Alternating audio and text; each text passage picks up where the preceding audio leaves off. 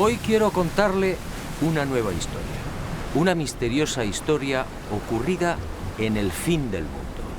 Sígame y deje volar su imaginación.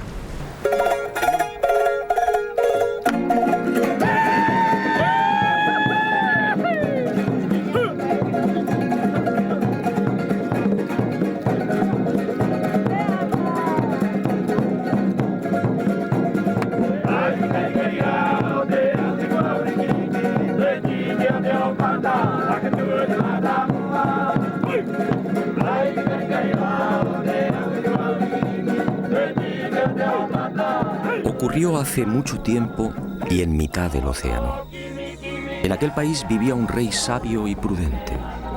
Era hijo de los dioses y dotado de poderes excepcionales. Su reino era próspero y feliz.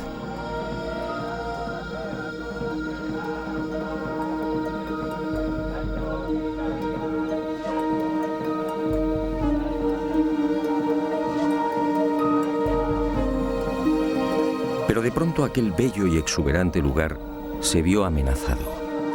La tierra empezó a temblar y la mar, embravecida, avanzó inexorable, devorando el pacífico reino, y las tierras comenzaron a hundirse.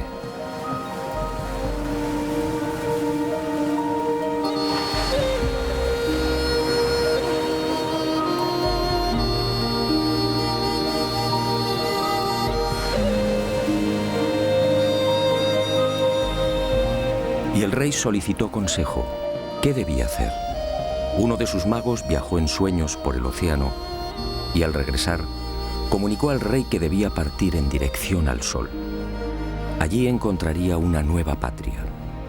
Y el rey envió 7 exploradores. Y al poco, aquellos hombres confirmaron la visión del mago. El rey entonces se hizo a la mar, y con él todo su pueblo.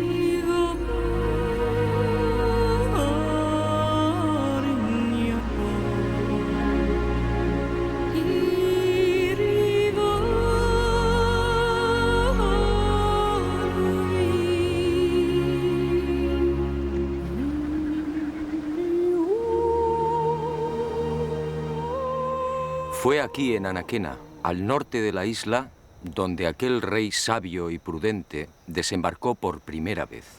Y con él llegó también el primer Moai, el símbolo que representa a Pascua.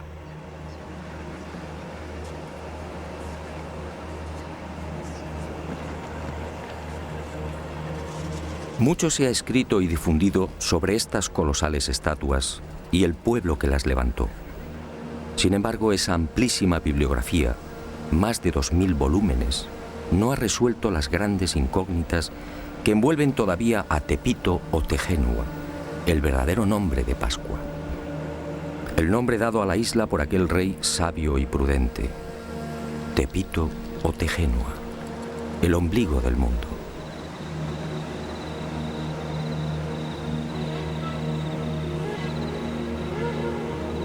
Científicos y especialistas no se ponen de acuerdo. ¿Existió en verdad aquel rey? ¿Se hundió la vieja patria? Si fue cierta la peregrinación por el océano, ¿cuándo se produjo? ¿Fue aquel rey y su séquito los primeros pobladores de Pascua? ¿Construyeron ellos los moais? Y de ser así, ¿por qué? ¿Cómo los transportaron?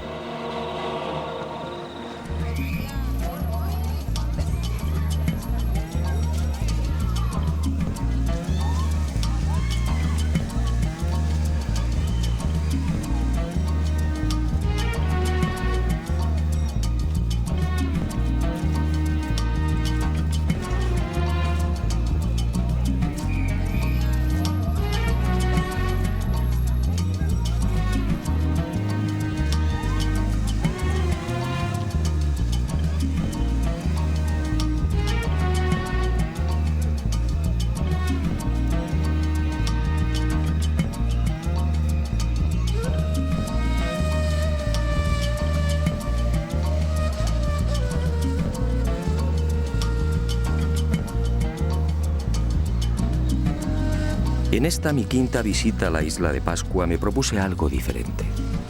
Algo que quizá podía arrojar nueva luz sobre los referidos misterios. Hasta ese momento todas mis investigaciones habían tomado como referencia los dispares criterios de la ciencia. Pero como digo, esas afirmaciones resultaban tan endebles como contradictorias. En esta oportunidad, obedeciendo a la intuición, escuché la voz del pueblo. ¿Qué cuenta la tradición? ¿Qué dicen los ancianos pascuenses? ¿Cuál es su versión?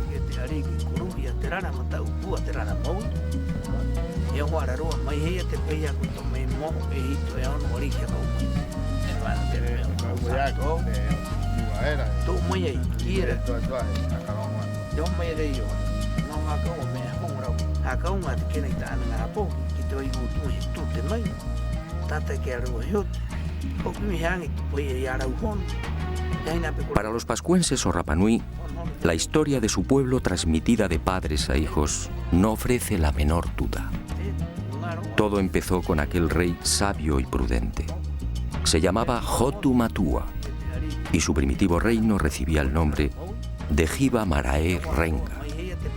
Allí vivía feliz en compañía de su esposa, Bakai Ajeva. Pero un día, Hiva comenzó a hundirse.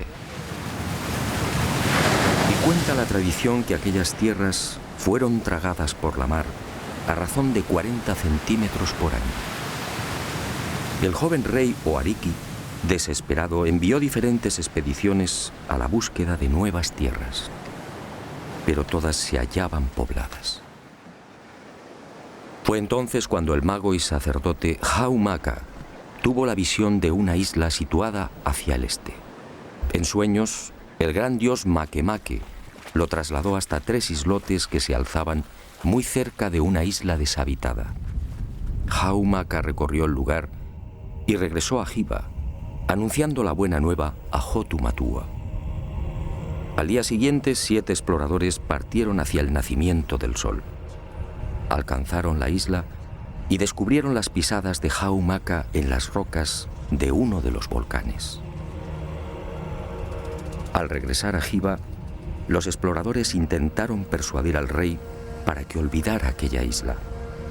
Se trataba de un lugar pedregoso, sin casi vegetación y azotado por vientos huracanados.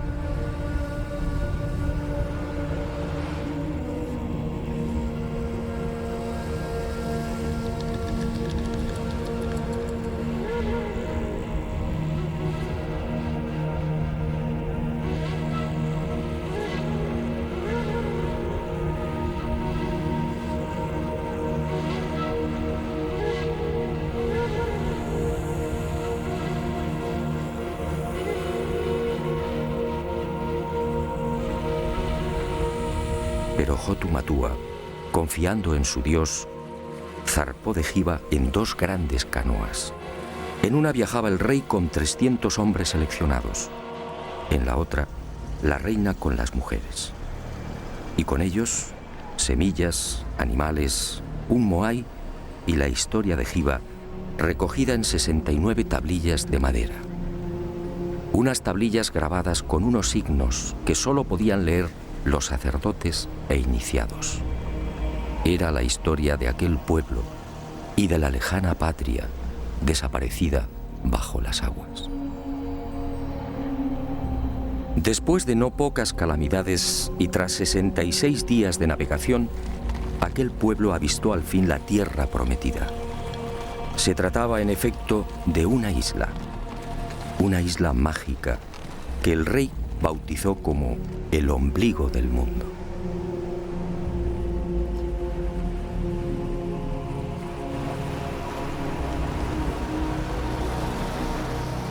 Tras rodearla, el rey y su séquito desembarcaron en una de sus playas.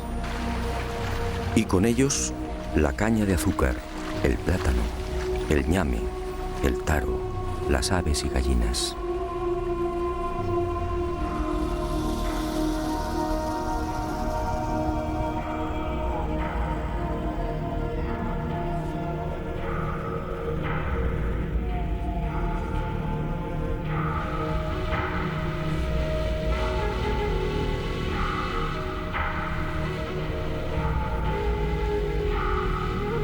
Y junto al rey, junto a los artesanos, agricultores, pescadores, adivinos, sacerdotes, mujeres y niños, desembarca también el símbolo de aquellas audaces gentes. Un símbolo que ha perdurado hasta nuestros días. Un símbolo cargado de misterio.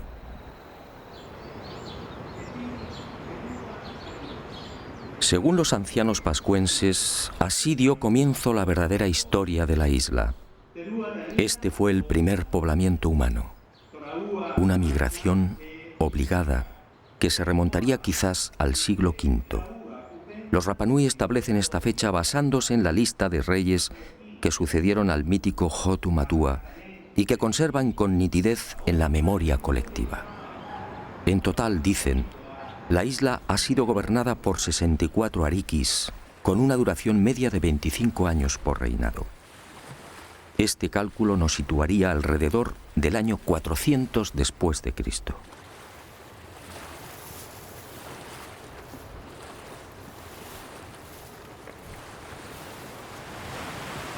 Algunos especialistas, sin embargo, fijan el desembarco de Hotu Matua y los Hanau Momoko o gente delgada en una época más reciente.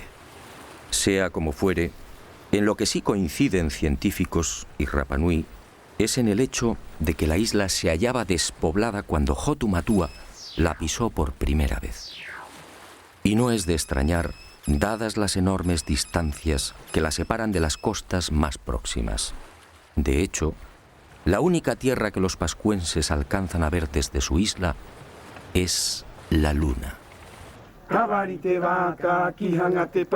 Hei tātou, aki runga era, o te manawai, ko te pokouri, o te pumahore, ahau maka. Kara o te wā e ki te aroe, hua rewa ko akaha, I ana nei, ko te hati inga ko he ahau. La siguiente pregunta a los custodios de la tradición Rapanui fue obligada.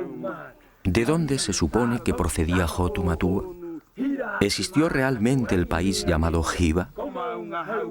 Para la mayor parte de los científicos, el hundimiento de esas tierras es pura leyenda. Para los pascuenses, en cambio, Hiva Marae Renga fue real. Así lo dice su historia. Y los ancianos cuentan que Hiva formaba parte de un gran continente situado hacia el suroeste y a 2 meses largos de navegación. Pero el océano se lo tragó y hoy solo es un lejano recuerdo. Y los Rapanui, agradecidos por el interés de aquel extranjero, fueron a revelarme un secreto que, según ellos, confirmaría lo que habían recibido por tradición oral. Según esta información, en la isla de Pascua existe un punto que señala directamente a Hiva, a la antigua patria. Al oeste de la isla, en efecto, se alza un grupo de moais conocido entre los isleños como los 7 exploradores. Los Rapanui aseguran que fueron levantados en memoria de aquellos 7 audaces súbditos de Hotu Matua, enviados por el rey para confirmar el sueño del mago Haumaka. Curiosamente, son los únicos moais que miran al mar.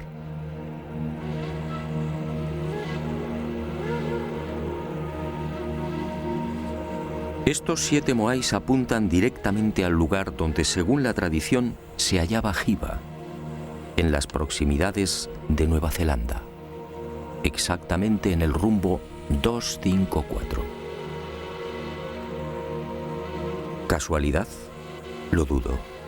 Para la ciencia, aquella primera oleada humana que llegó a Pascua tuvo que proceder de algún punto más cercano. Y algunos señalan las Islas Marquesas, al noroeste. Otros incluso aseguran que Hotu Matua y su gente pudieron navegar desde las costas del Perú o de la India. Los pascuenses lo niegan. Hiva, dicen, era parte de un continente que ocupaba una gran extensión en el Pacífico Sur. E inevitablemente surge la sombra de otra leyenda. ¿Se refieren los Rapanui a Mu, el legendario continente desaparecido?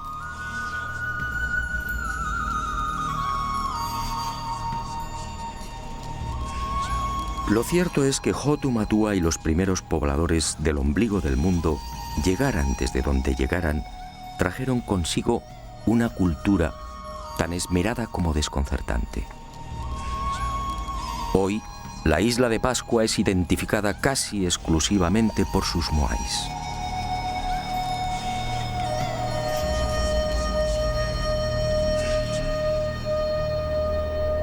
Sin embargo, aquel rey y aquellas gentes delgadas eran portadores también de otros secretos y extraordinarios conocimientos. Una sabiduría incomprensible para aquel remoto siglo V. Según la tradición Rapanui, al segundo día de su llegada a la isla, Bakai, la esposa de Hotu Matua, dio a luz a su primer hijo. Se trató en efecto de un parto submarino.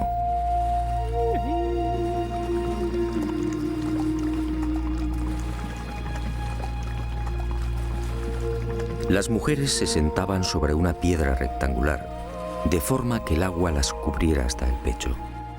Y así nacían los bebés. Y uno se pregunta, ¿dónde lo aprendieron? ¿Cómo sabían de las ventajas de esta clase de alumbramiento? Fue en la primera mitad del siglo XX y a título experimental cuando algunos países nórdicos se decidieron a practicar el parto submarino y comprobaron que en estas especiales circunstancias tanto la madre como el niño experimentan un menor sufrimiento. Los cambios de presión en el feto son casi inapreciables.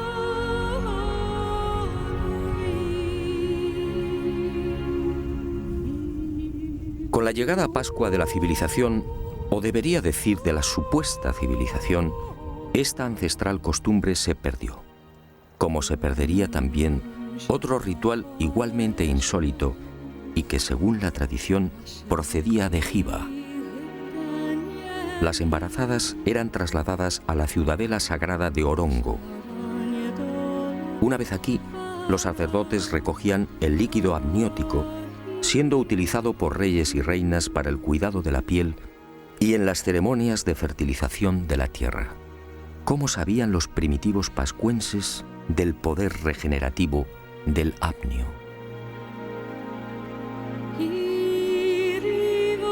Aquella cultura efectivamente era mucho más sabia de lo que imaginamos.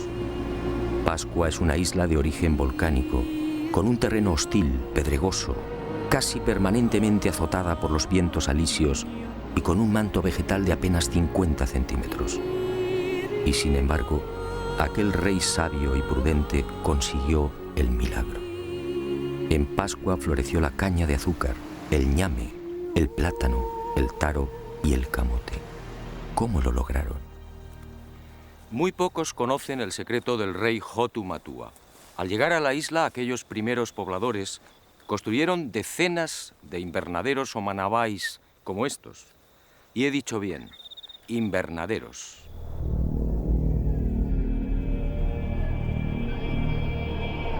He aquí otra muestra de la sabiduría de aquel pueblo. Una sabiduría o un poder heredados de Hiva. Las inclemencias y agresividad de la isla no fueron obstáculo para los recién llegados. Y levantaron los manabai, unos invernaderos excavados en el terreno de hasta 2 metros de profundidad y 20 o 30 de longitud. Un lugar que mantiene un especial microclima y que permite el crecimiento de toda suerte de frutos y hortalizas. Un milagro que los científicos no terminan de explicar. Y aunque la ciencia no tiene una respuesta satisfactoria, para los pascuenses, en cambio, la solución es tan simple como familiar. El milagro de los manabai fue consecuencia del poder del mana. El mana era un poder sobrenatural emanado del dios Makemake, una extraña y singular criatura que descendió de los cielos instalándose en la mítica Hiva. Y aquel dios se cruzó con las hijas de los hombres, y de ahí nacieron los viejos héroes y los reyes. Y todos ellos disfrutaron del primitivo poder del dios, el mana. Una historia, por cierto, sobradamente conocida en otras culturas.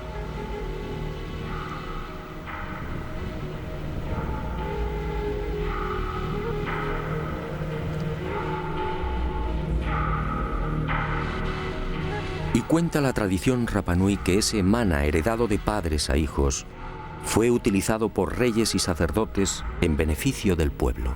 Ninguno de mis informantes supo explicar con precisión en qué consistía dicho poder sobrehumano. Todos, sin embargo, coincidieron en algo. Era como una fuerza, como una energía que modificaba personas y cosas. Cuando el rey extendía sus manos hacia la mar, peces y tortugas se multiplicaban, abasteciendo así a sus súbditos. Cuando el ariqui tocaba semillas o plantas, las cosechas prosperaban. Cuando lo hacía con los animales, la fuerza del mana los engordaba, acelerando la reproducción. El propio nombre del dios, Makemake, no es otra cosa que un apócope o supresión de letras de la primitiva designación de la deidad. Manake, Manake. Es decir, el que disfruta de un poder más que excepcional. En definitiva, según los ancianos Rapanui, fue gracias al mana como sus ancestros lograron transportar los grandes bloques de piedra que cierran los invernaderos. No importaba peso o volumen. El mana, dicen, los hacía levitar, venciendo así la gravedad.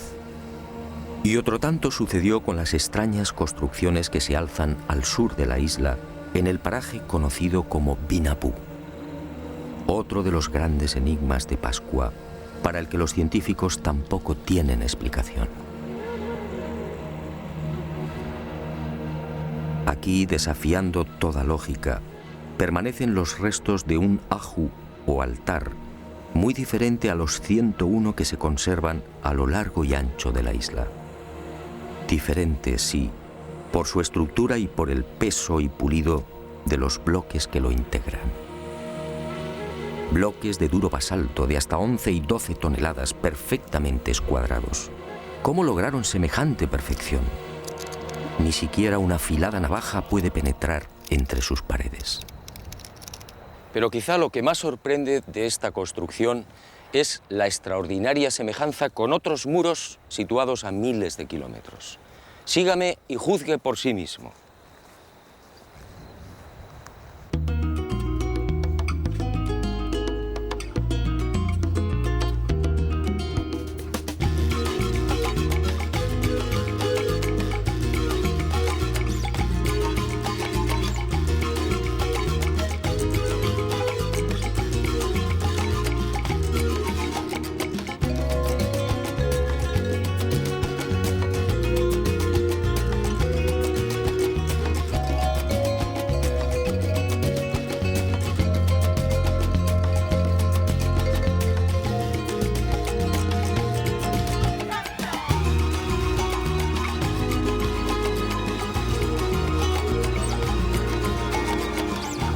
Fue el Inca Garcilaso en sus comentarios reales quien proporcionó el primer aviso sobre lo insólito de estas edificaciones en pleno corazón del Cusco peruano.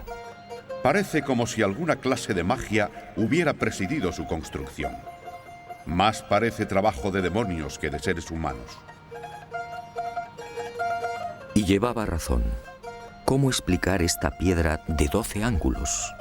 ¿Cómo entender el transporte y alzado de estas formidables masas de piedra? ¿Cómo las pulieron? ¿Cómo lograron ese milimétrico encaje idéntico al de Vinapú en la isla de Pascua?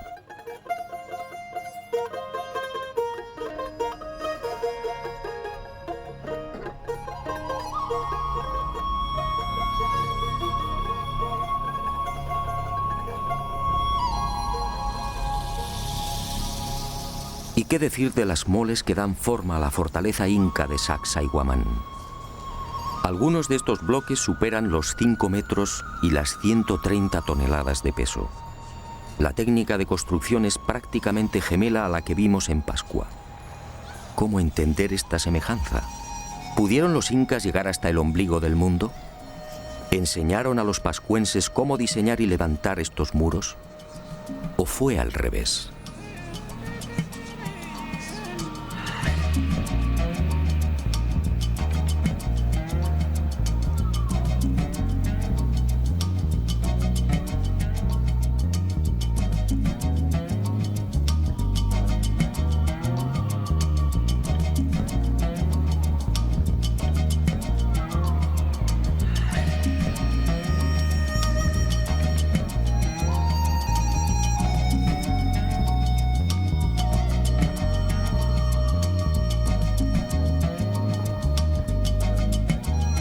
Y otro tanto sucede con los almacenes y tumba del rey Ranjai, en la ciudad etíope de Aksum. Una formidable construcción con bloques de 500 toneladas, escuadrados exactamente igual que en Perú y Pascua. Un complejo funerario que se remonta al año 2500 a.C.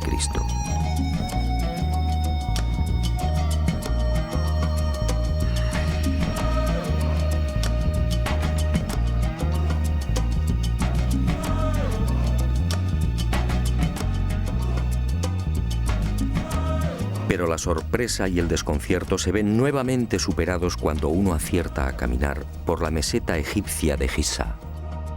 Aquí, en el templo situado al pie de la Esfinge, las increíbles construcciones de Pascua, Perú y Etiopía vuelven a repetirse. Según la arqueología oficial, este templo fue edificado por el faraón Kefren de la cuarta dinastía, es decir, hace 4.500 años.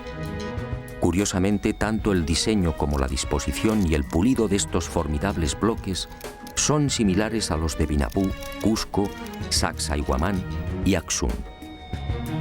Algunas de estas masas de piedra miden y pesan exactamente lo mismo que las de la fortaleza inca o la tumba etíope.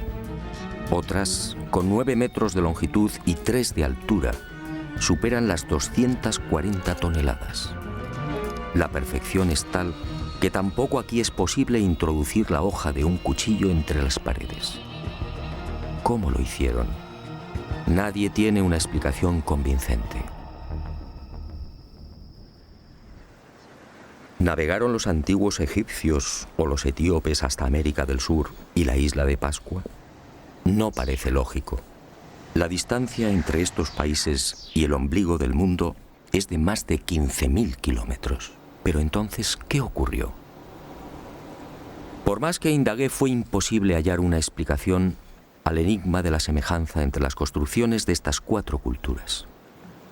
En Pascua no existe vestigio alguno de las hipotéticas visitas de incas o egipcios. Para los Rapanui, los muros de Vinapú, destinados a sostener un moai de 23 metros, fueron obra de Hotu Matua o de sus inmediatos sucesores. Unos muros, dicen, que se hicieron realidad merced al mana.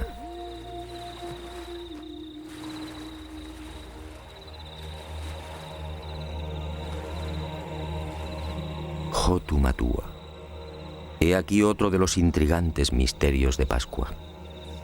¿qué fue de aquel primer rey? ¿Qué fue del Ariki que fundó la cultura Rapanui y que trajo el primer Moai?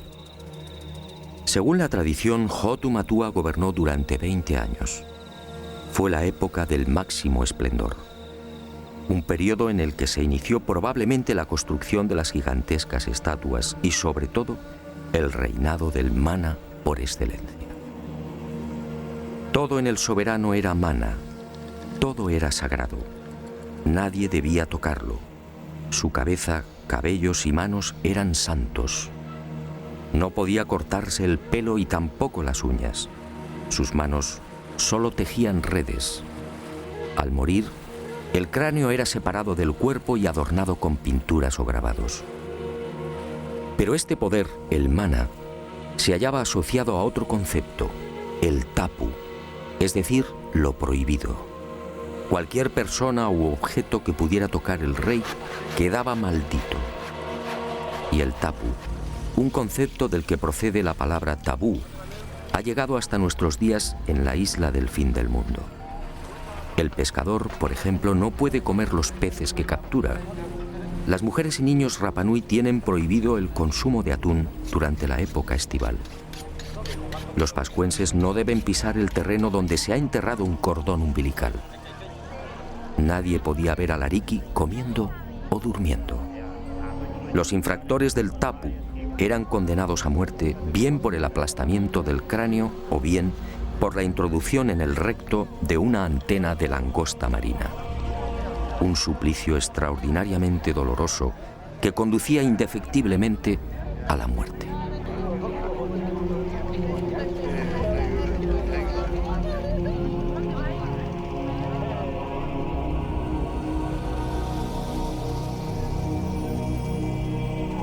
Cuando pregunté por la tumba de Hotu Matua, todos coincidieron. Fue sepultado en Akahanga, al sur de la isla. Un punto equidistante de todas las tribus, y su cabeza, dicen, fue arrojada al mar para que regresara a Hiva. Hoy, este lugar es igualmente sagrado. Los Rapanui, celosos de sus tradiciones, no han marcado la tumba. No desean intromisiones. Nosotros, gracias a una información confidencial de los ancianos Rapanui, conseguimos ubicar el punto exacto donde, al parecer, reposan los restos de Hotu Matua. Pero di mi palabra de no desvelarlo, una palabra igualmente sagrada. Y Hotu Matua trajo consigo la primera estatua de piedra, el primer Moai. En la actualidad, nadie tiene memoria de aquella primitiva pieza. Probablemente fue destruida. Según la arqueología, en Pascua han sido catalogados alrededor de 1000 moais. 400 se hallan enterrados o sumergidos en las aguas que rodean la isla. El resto se alza sobre un total de 101 ajus o altares estratégicamente repartidos por el interior y, sobre todo, por el perímetro costero.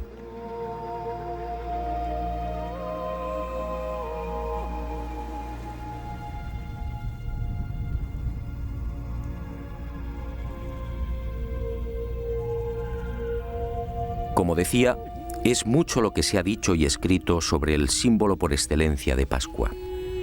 Y a decir verdad, son muchos también los infundios y despropósitos que giran en torno a estas colosales estatuas. ¿Fueron construidas por seres extraterrestres? ¿Fue Hotu Matua y su gente, como ha llegado a difundirse, una perdida expedición de la no menos mítica Atlántida? La verdad probablemente es otra. Los moais encierran aún algunos misterios, pero en mi opinión, nada tienen que ver con seres llegados del espacio.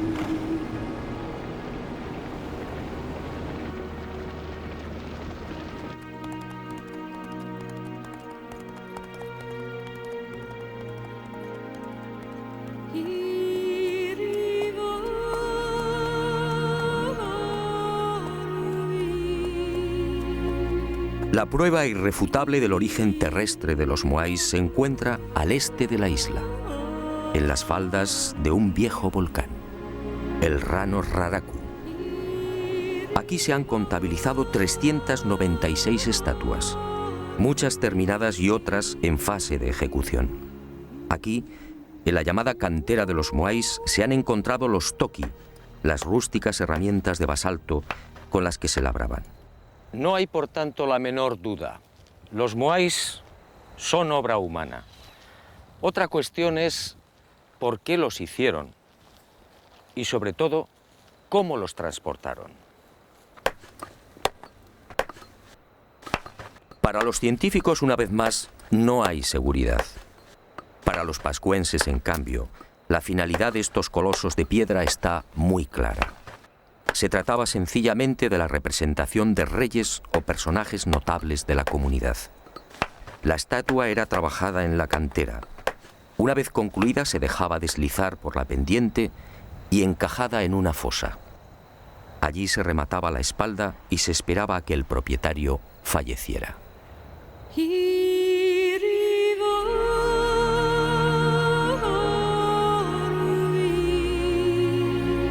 Cuando esto ocurría, el moai era trasladado al lugar elegido y alzado sobre el aju o altar. Era entonces cuando los artesanos procedían a la fase culminante. Abrían las cuencas oculares y engastaban en ellas unos ojos de coral blanco con pupilas de escoria roja. Y esa mirada terrorífica era la señal. El difunto tomaba posesión del moai y su poder, el mana, se difundía a través de dicha mirada. Y el mana alcanzaba así a todos sus súbditos y familiares. Por eso la casi totalidad de las estatuas mira al interior de la isla. Y en ocasiones, según la categoría del difunto, los moais eran adornados también con los pukao, una suerte de moño o sombrero elaborado con escoria roja y que, según los Rapanui, constituía el emblema del nuevo hombre Dios.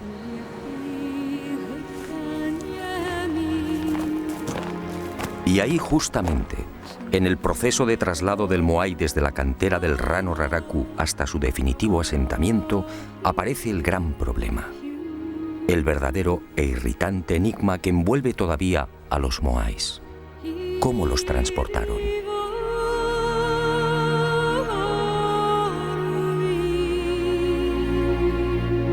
La altura media de los casi 600 moais que pueden contemplarse hoy en la isla oscila alrededor de los 4 metros, con un peso aproximado de 20 a 30 toneladas.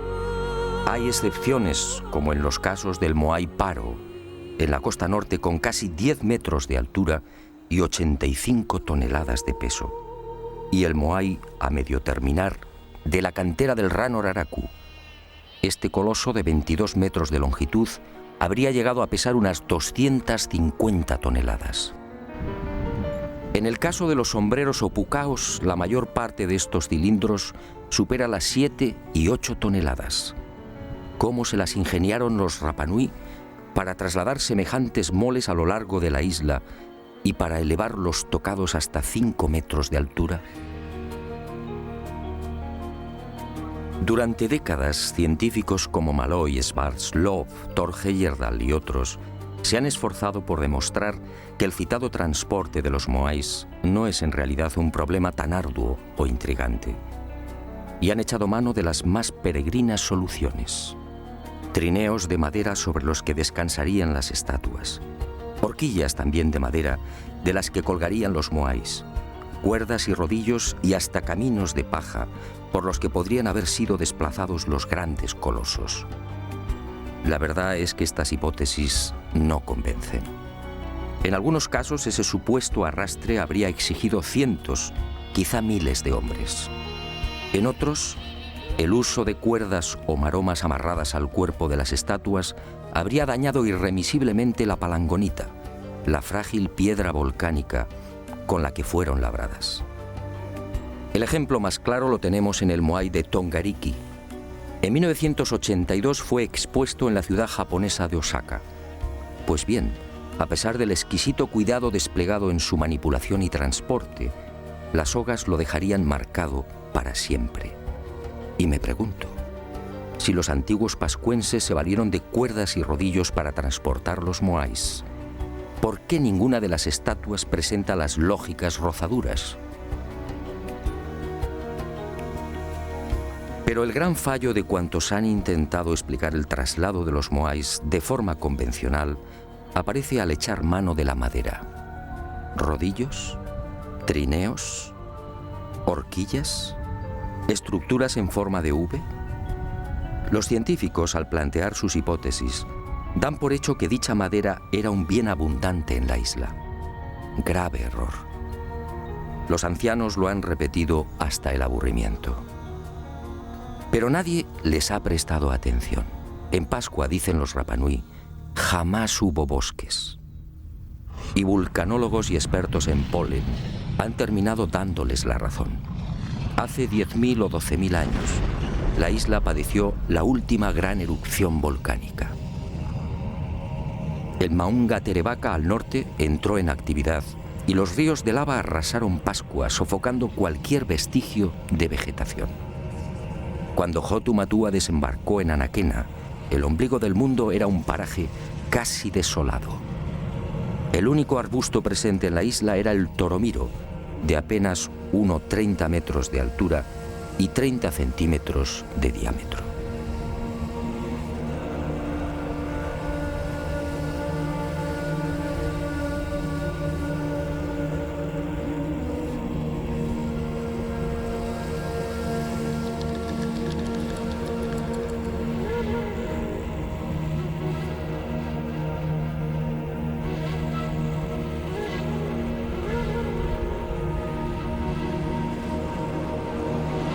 Está claro que los antiguos pascuenses no pudieron trasladar los moais con el auxilio de rodillos de madera porque sencillamente no había madera. Y el enigma aparece de nuevo.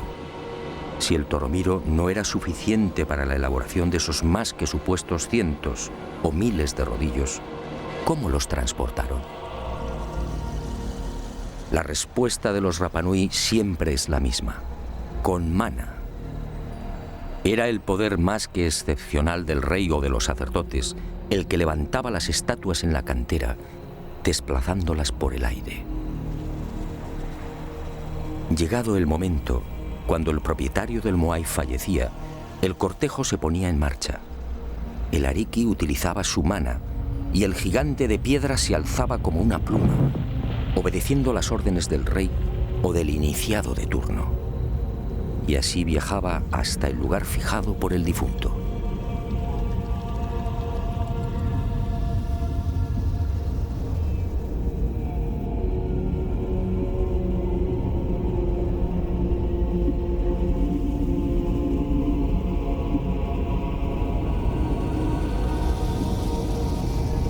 Así, aseguran los ancianos, se salvaban los accidentes geográficos depositando el moai en los ajus más inaccesibles, incluso en los acantilados.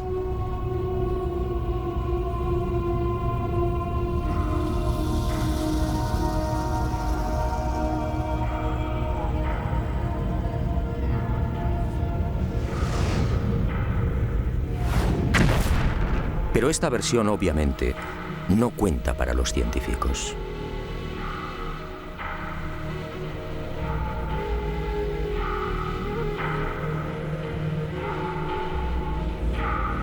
La magnífica industria lítica de los pascuenses se prolongaría hasta el siglo XIII. En ese tiempo, como dije, fueron tallados 1 millar de moais. Fue la época dorada de la isla del fin del mundo.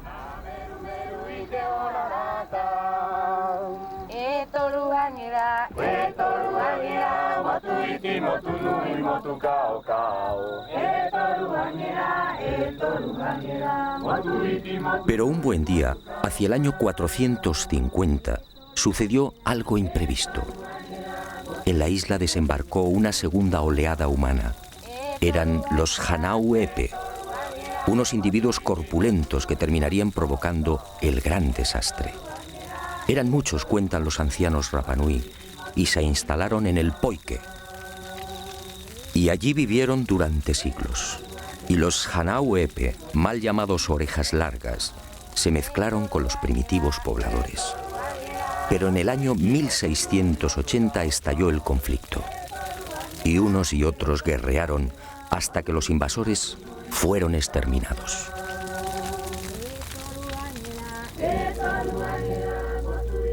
La isla no se recuperaría jamás de aquella sangrienta guerra. Y poco tiempo después, las rivalidades entre tribus y familias desembocarían en otra catástrofe. Una parte del pueblo se rebeló contra la tiranía del rey, ensañándose con los símbolos del poder, los moais. Y muchas de las estatuas fueron derribadas. Y así han permanecido hasta hoy.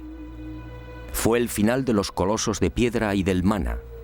Desde entonces, los moais solo son un recuerdo.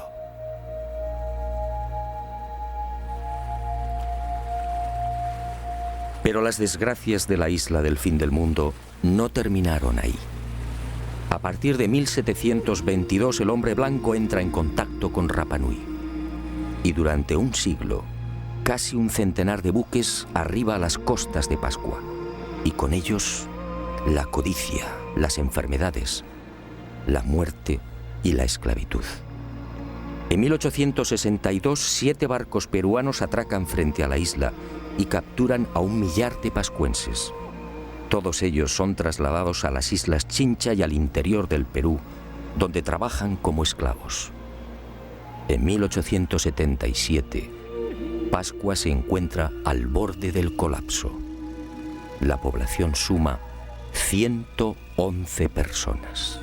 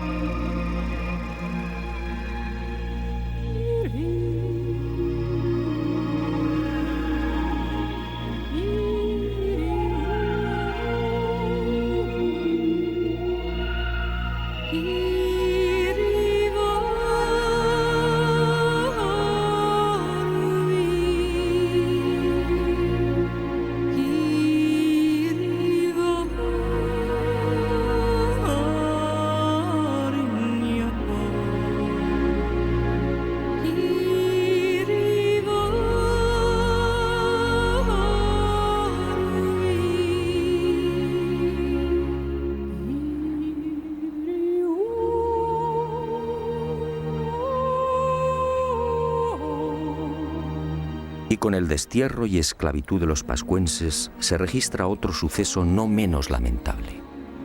Junto al millar de isleños capturados en 1877 se encuentra el rey Kaimakoi y la mayoría de los sabios y sacerdotes de la vieja cultura Rapa Nui. Todos mueren en las guaneras peruanas, perdiéndose así otro gran tesoro, el secreto de las tablillas Rongo Rongo.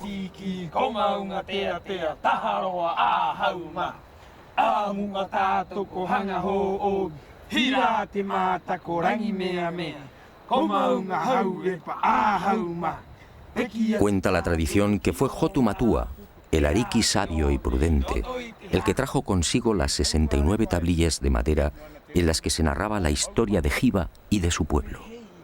Unas tablillas o maderas parlantes grabadas con 150 signos básicos y con los que podían componerse más de 2000 lecturas.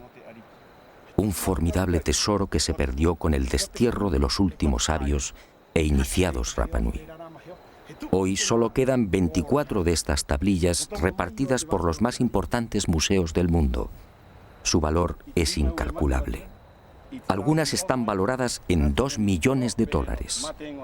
Aquí, sin duda, se explican muchos de los enigmas que todavía envuelven a Pascua. Aquí, según los ancianos Rapa Nui, en estos extraños símbolos se habla también del mana y del singular y poderoso dios Makemake, la criatura que bajó del cielo.